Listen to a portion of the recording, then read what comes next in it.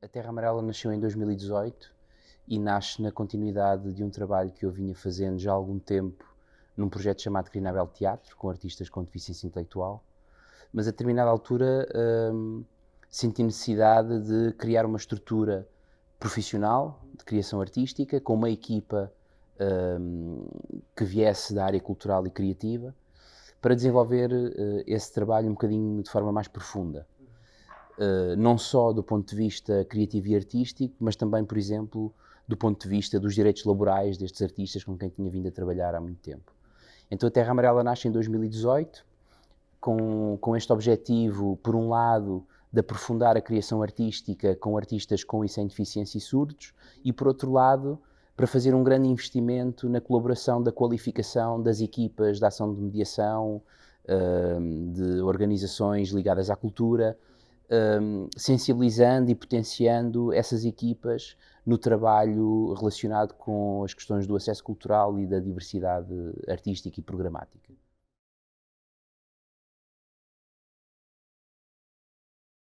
Então, o Zoo Story foi um texto que, de certa maneira, já me assombrava há algum tempo. Por um lado, pela questão da comunicação estar muito presente no texto, e esta questão da comunicação, da relação entre as pessoas, é algo que atravessa um pouco o meu trabalho. Mas a decisão de o fazer vem logo a seguir à nossa coprodução com o Teatro Nacional Dona Maria II e com o Centro Dramático Nacional de Madrid de 2021, O Calígula Morreu ou Não, onde nós juntávamos a língua portuguesa, a língua espanhola, a língua gestual portuguesa e a língua gestual espanhola no espetáculo, e de sentir que era a altura de nós, artisticamente, percebermos mais a fundo a relação que a língua gestual tem com o objeto performativo e aquilo que a chegada dessa língua como língua mãe soberana no espetáculo poderia trazer de distinto daquilo que tínhamos feito até aí. A língua gestual portuguesa acompanhou todas as criações da Terra Amarela, na verdade desde o Aldebarã, que os espetáculos sempre foram bilíngues. Mas aqui sentimos necessidade de aprofundar o lugar desta língua, de a sublimar no Zoo Story. E o Zoo Story acabou por ser o espetáculo que encerrava em si mesmo um conjunto de temáticas que estão muito ligadas a esta ideia da comunicação. Portanto, pareceu-nos perfeito que fosse o espetáculo que desse o mote do ponto de partida deste trabalho. Resumidamente, o Zoo Story fala-nos de dois homens que se encontram num parque, que vêm de realidades completamente distintas, que nos mostram, de certa maneira, o que é a vida americana do final da década de 50, porque é um texto de 1958 que é levado à cena a primeira vez, se não me engano, em 1959. Ou seja, é um texto em si datado, de certa maneira, e muito ligado àquela época, mas que, na verdade, traz consigo temáticas que a nós nos interessam muito trabalhar e que são intemporais. A questão da comunicação, da necessidade de reencontrar outras maneiras de nos relacionarmos com o desconhecido, do lugar da empatia nas relações sociais, porque estas duas personagens são muito distintas e, portanto, passam toda a escrita, todo o texto do Albi a tentar encontrar um momento de convergência e não o encontram.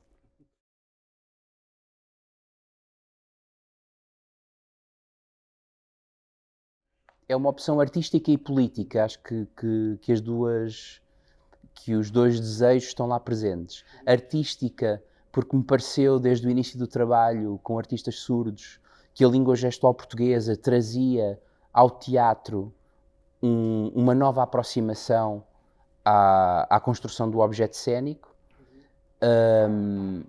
e aqui no Zoo Story aprofunda-se ao ponto de ser a língua primordial do espetáculo e, portanto, de transformar a palavra em desenhos de corpo, em desenhos de gesto, e político de certa maneira porque este desejo de transformação das artes performativas não está isolado de um desejo de discutir esta questão da diversidade comunicativa no próprio tecido social. E o espetáculo não abandona isso. Curiosamente, o Zoo Story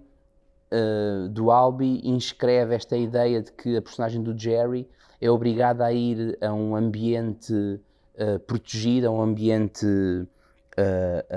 controlado como o jardim zoológico para que a personagem do Jerry consiga entender as relações humanas. E de certa maneira nós fazemos esse paralelismo com a construção do objeto cénico. Nós vimos-nos obrigados a construir a partir do objeto cénico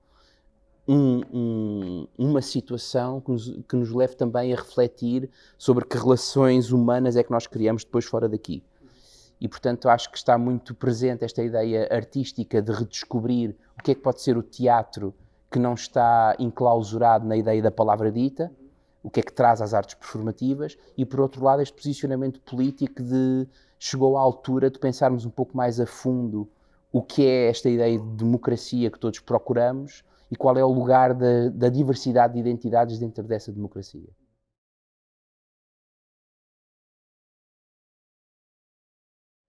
O processo de escolha começou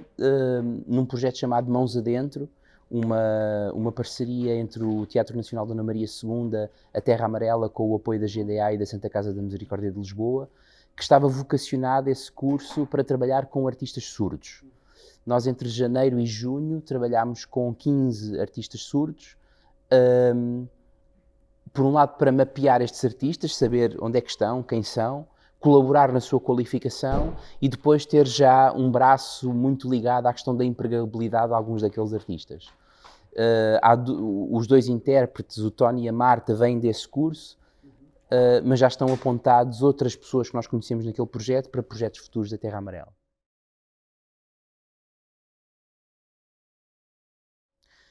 A chegada ao Zoo Story tem muito a ver com as temáticas que estão encerradas no texto do Albi. Depois o trabalho mais a fundo da criação é, num primeiro momento, não fazer uma tradução do Albi para a língua gestual, mas reencontrar aquele texto na língua gestual portuguesa, que tem uma gramática distinta, que tem concepções culturais muito distintas por vezes. Então, como é que aquele texto vive dentro de uma língua que é uma língua gestuada, que é uma língua que tem uma grande relação com a imagem? E foi um trabalho muito profundo feito pela Bárbara Polastri, intérprete de LGP, com a consultoria do Carlos Martins, um professor de língua gestual portuguesa, poeta também, de tentar reencontrar no gesto a escrita do Albi. A partir daí, a partir do momento em que encontramos o gesto certo para aquele conteúdo, tudo se desenrolou de forma perfeitamente natural, como qualquer outra criação artística. Em discussão em equipa sobre o que é que poderia ser este espaço, esta iluminação. Acho que o grande dilema do espetáculo foi qual seria o lugar do som, qual seria o lugar sonoro do espetáculo. E andámos por muitos lugares, desde o desejo de só escutar as vocalizações naturais da língua gestual portuguesa, passámos por uma fase em que quase que nos apetecia criar uma ópera, um objeto totalmente musicado que depois receberia a gestualidade, e chegámos a um compromisso com o Zé Gomes um pouco do melhor destes mundos todos, em que a paisagem sonora respeita a vocalização da língua, mas por outro lado também faz propostas dramatúrgicas e narrativas para o objeto cênico.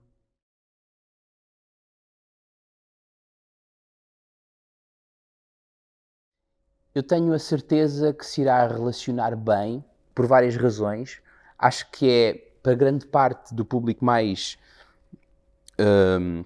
habituado a vir ver um espetáculo de teatro,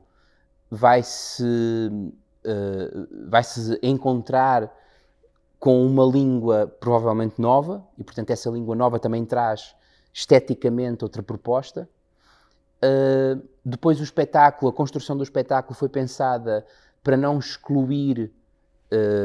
tentar não excluir nenhum tipo de espectador, ou seja, o espetáculo é todo legendado, tem audiodescrição em todas as sessões, deixando a cada uma das pessoas a possibilidade de, a determinada altura, desligar-se das legendas e acompanhar a beleza do desenho do gesto, sentir necessidade em continuar a ter as legendas presentes para tentar encontrar a relação do gesto com a palavra, pode fazê-lo. A audiodescrição para quem não pode ver o espetáculo, mas vai apreendê-lo a partir deste serviço. Ou seja, é um espetáculo que convida a um encontro e não a um desencontro. E convida a um encontro porque, enquanto objeto cênico, fornece a cada uma das pessoas diversas ferramentas para que, consoante a sua vontade, cada uma daquelas pessoas possa escolher um lugar onde se agarrar relativamente à proposta.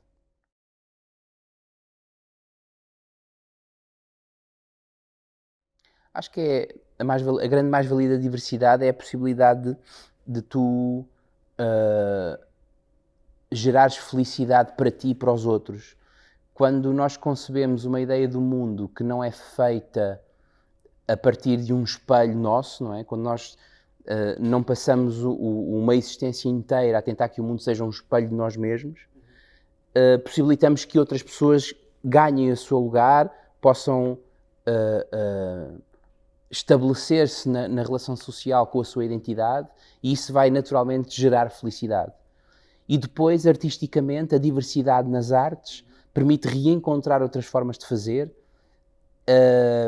e, de certa maneira, manter vivo este espanto de olhar para um objeto performativo, neste caso teatral.